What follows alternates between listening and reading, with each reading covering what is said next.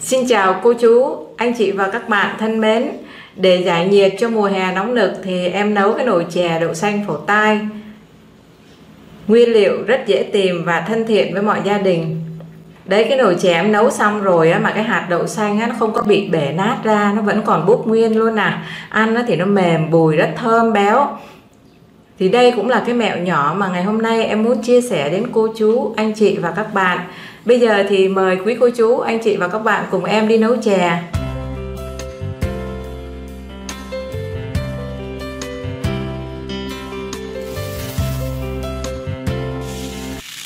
Đậu xanh này thì em đã mua ở trong siêu thị. Cái hạt nó to tròn và nó trộn đều thì nấu ra cái chè nó mới ngon. Bây giờ thì em sẽ đem đi vo sạch và chúng ta đem ngâm ha.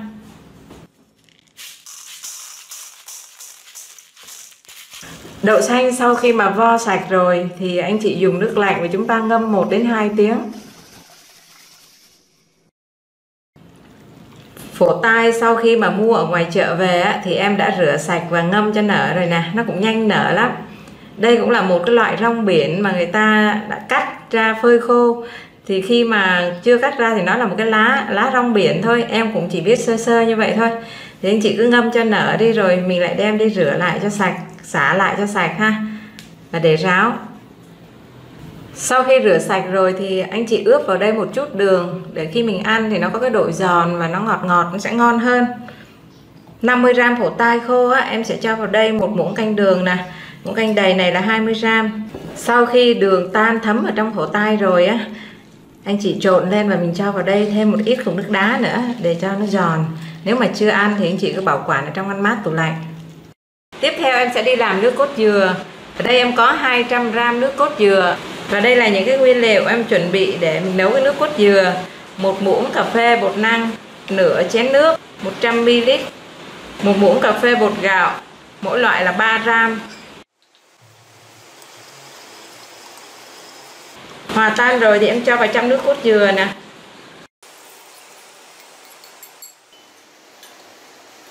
Tiếp theo em sẽ cho vào đây một chút muối, 1g để cho cái nước cốt dừa nó đậm đà hơn. 1 muỗng canh đường đầy luôn là 20g. Khi mà nấu nước cốt dừa anh chị để lửa nhỏ thôi ha. Và em cho vào đây 1 cọng lá dứa. Chúng ta khuấy cho đều tay liên tục luôn nè. Đó, cái nồi nước cốt dừa đó em để nhỏ lửa và khuấy đều tay cho đến khi mà nó sôi tim tim lên như thế này là được nè. Em sẽ tắt bếp luôn nha. Để cho nước cốt dừa được thơm béo và ngon hơn thì em cho vào đây 20g sữa đặc. Sau khi mà cho sữa đặc vô thì cái nước cốt dừa này nè, nó thơm, nó béo và nó ngon lắm. Để một lát nguội thì nó sẽ sánh hơn chút nữa. Nhưng mà anh chị không có khuấy nó nha, khuấy là nó sẽ bị vỡ ra đó. Sau khi em chuẩn bị xong nước cốt dừa cũng như là phổ tai rồi thì cái đậu em đã ngâm được 2 tiếng. Bây giờ em bắt nước lên em nấu luôn. Với 300g đậu xanh thì em cho vào đây 1 lít nước.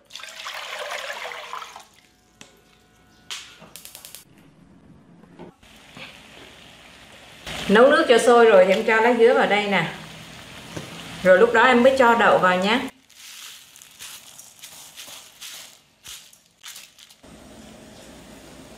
Khi nồi chè nó đã sôi trở lại rồi thì em giảm lửa để cho nó sôi nhỏ thôi. Và không có đậy nắp nhé. Đậu xanh em nấu nó sôi đã được 10 phút rồi nhưng mà còn nguyên hạt đậu ha. Bây giờ em cho vào đây 200ml nước lạnh nè. Làm như thế này thì hạt đậu bị sốc nhiệt nó sẽ nhanh mềm. Giờ em cho lửa lớn lên để cho nó sôi trở lại nè.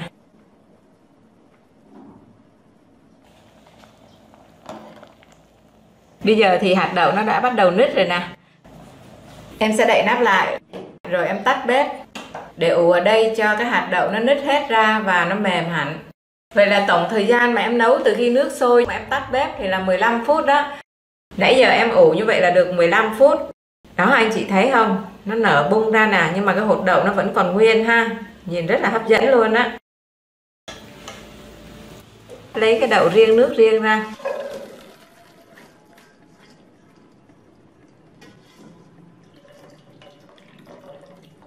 Và bây giờ em cho vào đây 100g đường cát trắng.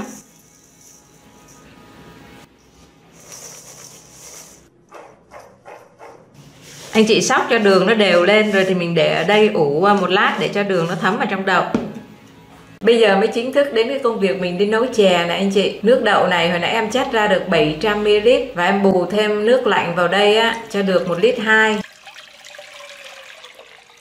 250g đường phèn. Nếu mà anh chị muốn cho ngọt đậm đà thì chúng ta dùng đường cát. Một chút xíu muối để nồi chè được đậm đà, cái này khoảng cỡ 100 á. Cho vào đây mấy cọng lá dứa này cho thơm.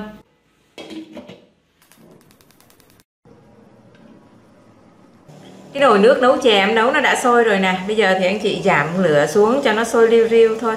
Nấu dùng cho em 20 phút. Nước chè em nấu nãy giờ được 20 phút rồi. Bây giờ em cho cái đậu mà mình ướp vào đây nè. Em đã ướp đường á, bây giờ nó thấm vô hạt đậu rồi. Bây giờ thì anh chị nấu cho nó sôi trở lại là được. Em nấu cho nó sôi lại như này là được rồi nè. Bây giờ em tắt bếp và chúng ta đưa ra thưởng thức cùng với nước cốt dừa và phổ tai ha.